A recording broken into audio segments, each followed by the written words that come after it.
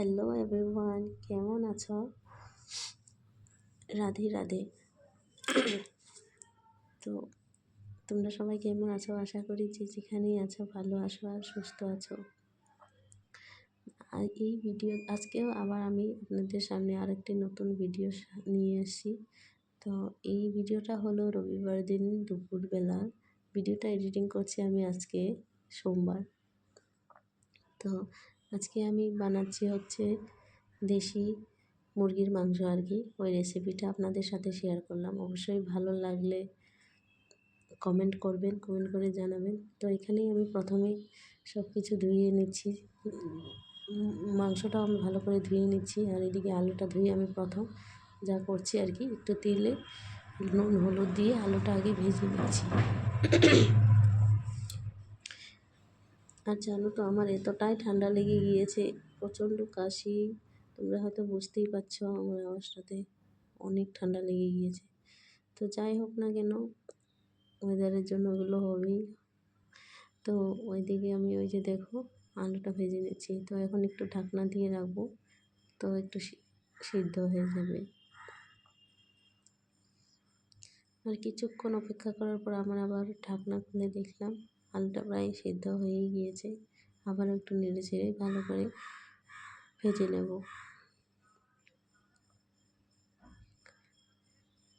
এদিকে আমি পেঁয়াজ কেটে রেখেছি, তেজপাতা, কাঁচা লঙ্কা, আদা, রসুন, তারপর টমেটো সব কিছু কেটে ধুয়ে কেটে রেখে দিয়েছি। আর ওইদিকে আমি আলুটাও নামিয়ে নিলাম এখন। আর এখন আবারও দিয়ে দিচ্ছি সরিষার তেল।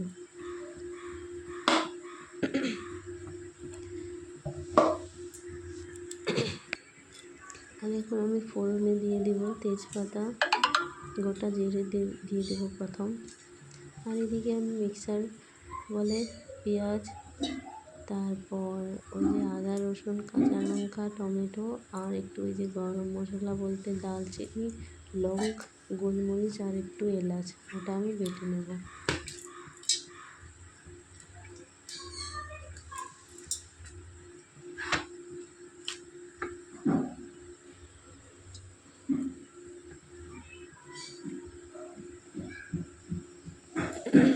এদিকে আমি ধনেপাতাও কুচি করে রেখে দিয়েছি। এখন আমি এটা মিক্সার বলে আমি সেগুলো বেটে নেব। আর এদিকে আমি ফোড়নে দিয়ে দেব জিরে, গোটা জিরে,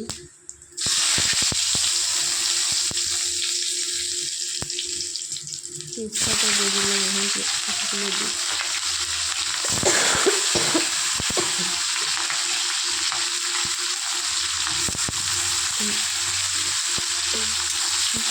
ভালো করে নেড়ে চেড়ে পেঁয়াজটা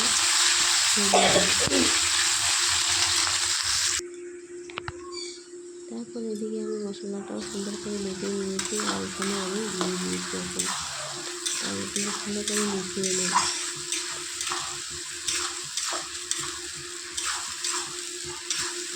তারপর দিয়ে দেবো আমি হলুদ আর লবণ। দিয়ে দিচ্ছি লবণ, যেটুকু পরিমাণ চিকেন দিয়ে দিচ্ছি। আমার চিকেনের যে পরিমাণ চিকেনটা আছে ওই পরিমাণ মতো লবণটা দিয়েছি। আর এখন দিয়েছি হলুদ গুঁড়ো।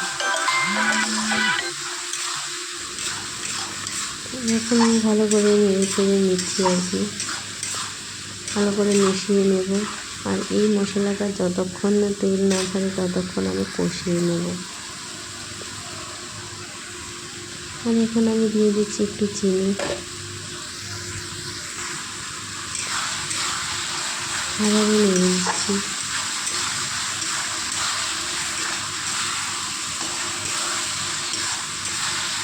তোমরা হয়তো দেখতেই পাচ্ছ আমার মশলাটা প্রায় কষানো হয়ে গিয়েছে, কিন্তু তেল ছাড়তে স্টার্ট হয়ে গিয়েছে, তেল ছাড়া শুরু হয়ে গিয়েছে।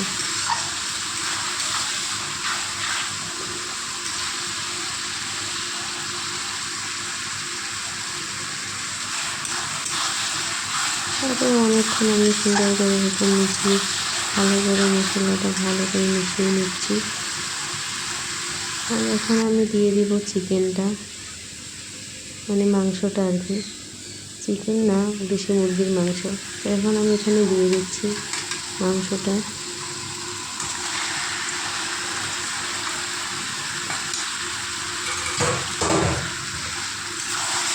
আমি মশলাটার সাথে সুন্দর করে মিশিয়ে নিচ্ছি।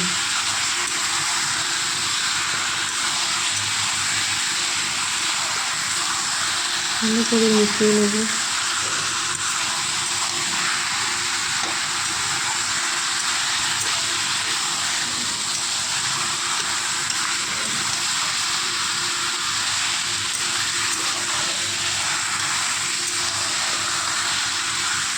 অনেকক্ষণ সুন্দর করে আমার ভালো করে মেশানো হয়ে গিয়েছে। এখন আমি ঢাকনা দিয়ে ঢেকে রাখবো কিছুক্ষণ। ঢেকে আবার এখানে আমি একটা গোটা রসুন মিট করে দিয়েছি। মাংসটা আমি ঢেকে সুন্দর করে ফ্রাই করে নেব। আবারও আমি ঢাকনাটা তুলে দিলাম, তুলে আবারও একটু নেড়ে দেবো।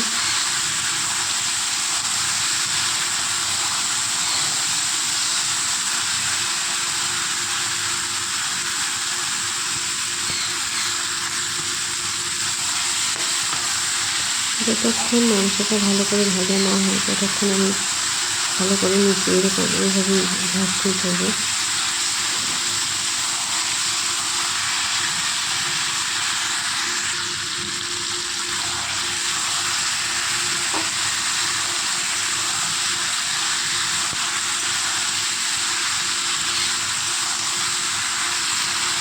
প্রায় দেখো আমার ভাজা হয়ে যাচ্ছে, সুন্দর করে কালারটা অনেকটাই চেঞ্জ হয়ে যাচ্ছে।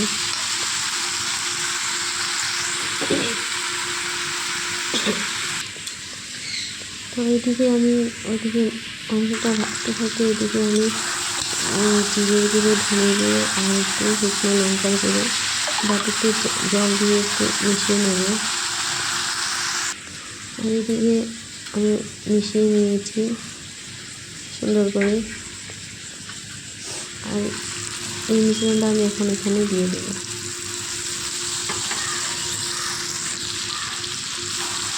আবারও আমি সুন্দর করে মশলাটার সাথে ভেজে নেব, নামিয়ে নেব।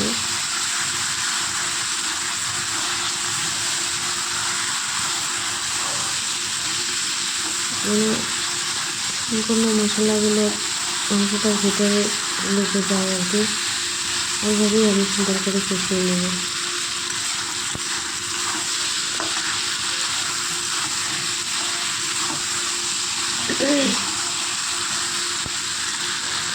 অনেক সময় পর এভাবে নাড়াচাড়া করার পর দেখো আমার মাংসটা প্রায় সুন্দর করে ভাজা হয়ে গিয়েছে। এখন ভেজে রাখা আলুগুলো আবারও দিয়ে দিচ্ছি এখানে।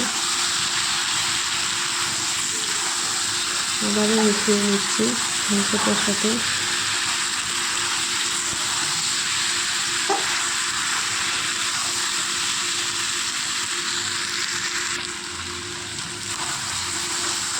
আমার মাংসটা প্রায় ভাজা হয়ে গিয়েছে।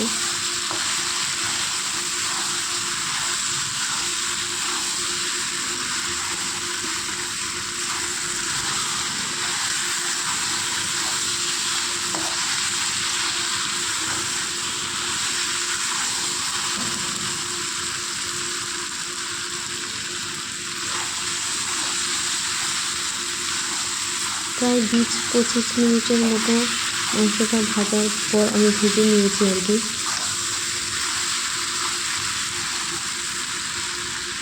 আর এখন আমি জল অ্যাড করব, গরম জল, হালকা গরম জল।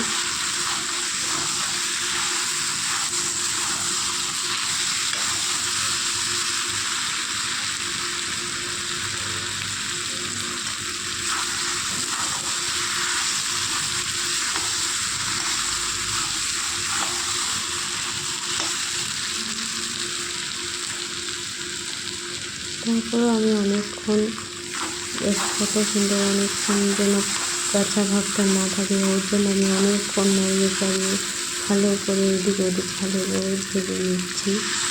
আর এখন আমি দিয়ে দিয়েছি গরম জল, হালকা গরম জল আর কি।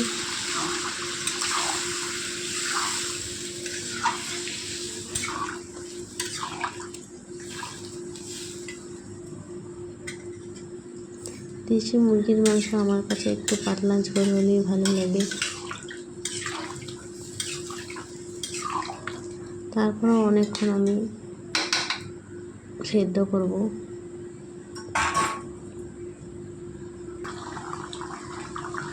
অনেকক্ষণ প্রায় জলটা দেওয়ার 10 মিনিট পর সুন্দর করে ফুটে এসছে। আবারও আমি নেড়ে চেড়ে এদিক ওদিক নেড়ে চেড়ে নিচ্ছি।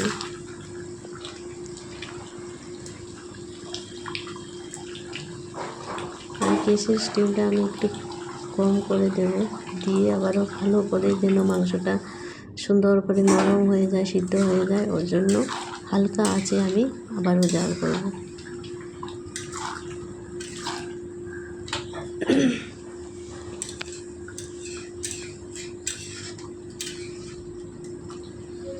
তো একটু পর আমি সুন্দর করে নাড়িয়ে এদিক ওদিক নাড়িয়ে আবার এরকম হালকাভাবে হালকা আঁচ দিয়ে রেখেছি যেন মাংসটা খুব সুন্দরভাবে সিদ্ধ হয়ে যায়। প্রায় মাংসটা আমার হয়েই গিয়েছে, দেখো, দেখতেই পাচ্ছ তোমরা। এখন আমি ধনিয়া পাতা অ্যাড করে দিলাম।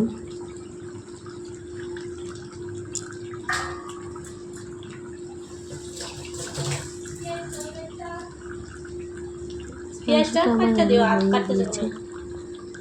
আমার মাংসটা কেমন হয়েছে অবশ্যই জানিও। আর এদিকে আমি দুপুরের খাবারের জন্য স্যালাড রেডি করেছি। শসা, টমেটো, গাজর, পেঁয়াজ কুচি, লঙ্কা কুচি, ধনেপাতা কুচি, আর এখানে একটু নুন দিয়ে দেবো আর কি, লবণ দিয়ে দেবো।